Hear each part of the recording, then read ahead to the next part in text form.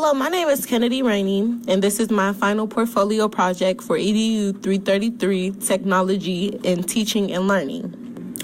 At the bottom corner of this slide, I have included a QR code, and in this QR code, I have included my contact information. For this project, we also had to incorporate the ISTE standards. The ISTE standard stands for the International Society for Technology and Education Standards. There are 7 of these ISTE standards for educators that should be fulfilled by whatever role you play in the learning experience. These standards are geared to the learner, leader, citizen, collaborator, designer, facilitator, and analyst. As a learner, the educator should set professional learning goals to explore and apply pedagogical approaches made possible by technology and reflect on their effectiveness. Pursue professional interests by creating and actively participating in local and global learning networks, and stay current with research that supports improved student learning outcomes, including findings from the learning sciences. A website that would be categorized under the standard is the Nearpod activity. Nearpod is a great website for educators. It is an interactive website where students can not only learn but also play a role in what they learn. This website could be used for all ages from elementary school to secondary education. Educators can add interactive activities in the Nearpod that are simple and easy for students to complete. That is not all educators can do in Nearpod. They can also add surveys and quizzes at the end of the presentation that are easier to complete than paper and pencil quizzes. The strength of this website is that it is very interactive, which can make the learning experience more interesting and engaging for the students. A weakness of this website is that educators may have a hard time with students being able to connect to the live lesson. As a leader, educators should shape, advance, and accelerate a shared vision for empowered learning with technology by engaging with education stakeholders. They should also advocate for equitable access to educational technology, digital content, and learning opportunities to meet the diverse needs of all students. And they should model for colleagues the identification, exploration, evaluation, curation, and adoption of new digital resources and tools for learning. This standard directs my attention to one activity in particular, which was the screencast activity. This activity gave us the chance to be the only leader, as this was our presentation. Screencast is a very smart way to record your work from wherever you want to record it for. You can switch between websites and keep recording what you do. This tool can be used in various situations. One can use this tool to teach a class, give a presentation, or just send what they are working on to a friend. I actually use Screencast to record this final portfolio. A strength of Screencast is that it makes presenting easier, especially if you need more than one website. You can show all activities and websites that you use in your presentation. There are really no weaknesses for this tool. This website is very helpful for both educators and students.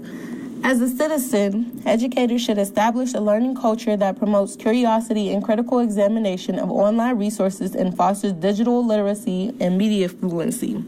They should also mentor students in the safe, legal, and ethical practices with the digital tools and the protection of intellectual rights and property.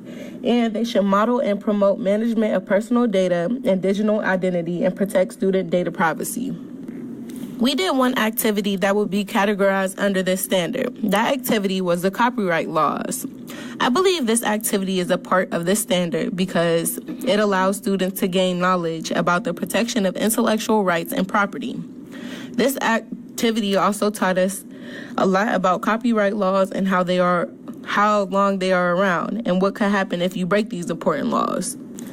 As a collaborator, educators should dedicate planning time to collaborate with colleagues to create authentic learning experiences that leverage technology.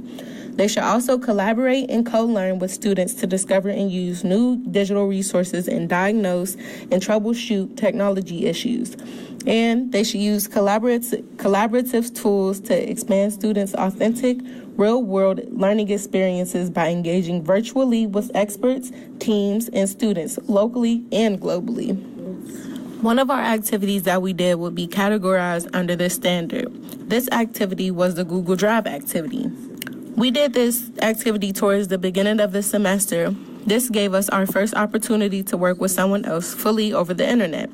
This also gave us a smart and easy alternative to getting together with a group in person to do the work.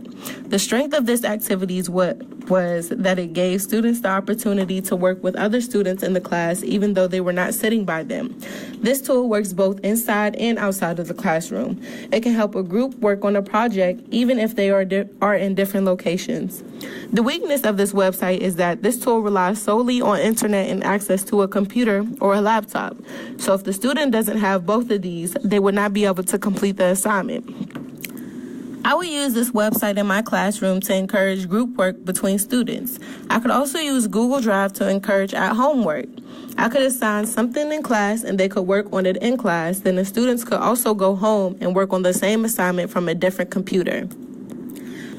As a designer, educators should use technology to create, adapt, and personalize learning experiences that foster independent learning and accommodate learner differences and needs.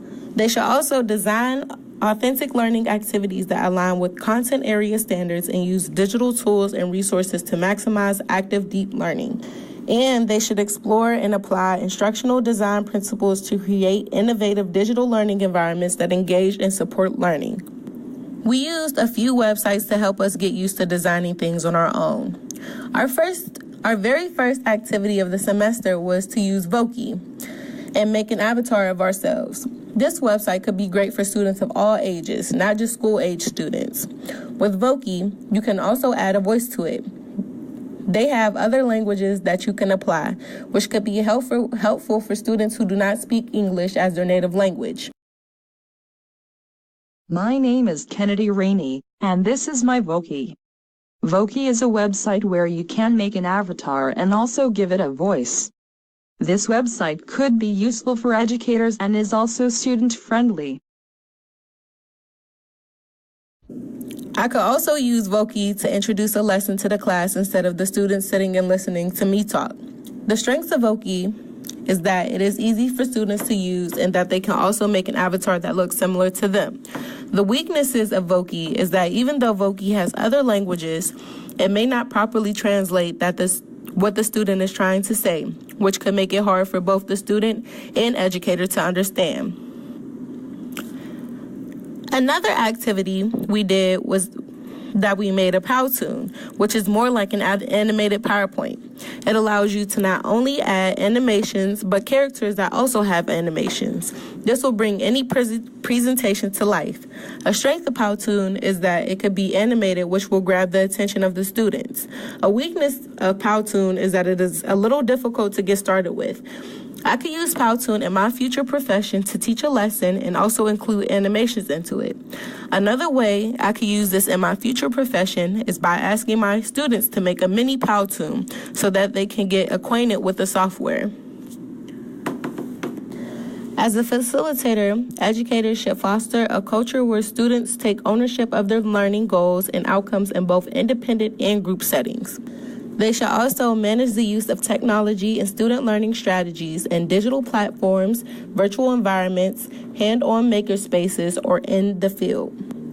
And they should create learning opportunities that challenge students to use a design process and computational thinking to innovate and solve problems. An activity that could be categorized under this standard is the activity we did with the QR codes. QR codes are quick response codes. They are these squares that have black and white lines inside of them. These codes can include various information, such as contact information, a website, a message, an image, and many more. Anyone can make a QR code as long as they have access to the internet and a QR code generator. These codes can be read by a QR code reader, which is an app that you can download onto any type of smartphone. My first slide had a QR code on it. That code contained my contact information. The strength of QR codes is that these codes carry a lot of information that can be easily accessed as long as you have a QR code reader. I could use this tool in my future profession by making videos and then changing them into QR codes. This will make accessing the information easier for students. And the last standard is for an analyst. As an analyst, educators should provide alternative ways for students to demonstrate competency and reflect on their learning using technology. They should also use technology to design and implement a variety of formative and summative assessments that accommodate learner needs, provide timely feedback to students, and an informed instruction. They should also use assessment data to guide progress and communicate with students, parents, and education stakeholders to build student self-direction. Our pictochart activity with the infographics will be categorized under this standard. It gave us a chance to put meaningful information along with not just words, but graphs and pictures into one website. The pictochart website also made our infographics look professional and very modern. It was very easy to work with, and I believe anyone of my age should have no problem using this innovative website. A strength of this tool is that it is easy to look at and work with. A weakness of this tool is that it may take a long time for someone to figure out what they are supposed to do with this website. I can use this website in my future profession by letting students create their own infograph. I could also use this tool in my profession by allowing students to create infographics, which is different from a PowerPoint. It could also help students figure out the importance of the use of visuals.